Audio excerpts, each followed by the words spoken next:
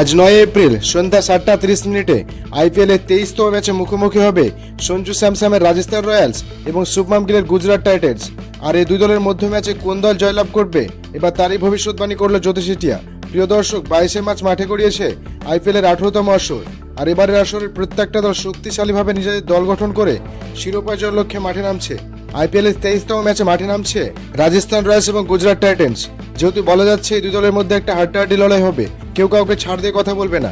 IPL এখন পর্যন্ত এই দুই দলের 6বারের দেখায় 5বার জয় পেয়েছে গুজরাট টাইটান্স, অপরদিকে এক ম্যাচে জয় পেয়েছে রাজস্থান রয়্যালস। যদিও এই দিন মাঠে যে ভালো খেলবে তাদেরই ম্যাচ জেতার সম্ভাবনা বেশি, কিন্তু বর্তমানে শক্তিমত্তার দিক দিয়ে এই দুই দলের মধ্যে কোনো দলই কম শক্তিশালী নয়। আর এবার এই দুই দলের লড়াই কোন দল জিতবে জানিয়ে দিল জ্যোতিষ সিটিয়া।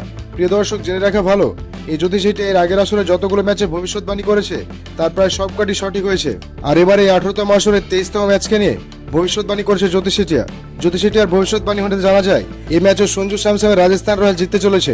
প্রিয় দর্শক, আইপিএল এর 23তম ম্যাচে কোন দল জিতবে বলে আপনি মনে করছেন তা নিচে অবশ্যই কমেন্ট করে জানাবেন। ধন্যবাদ সবাইকে।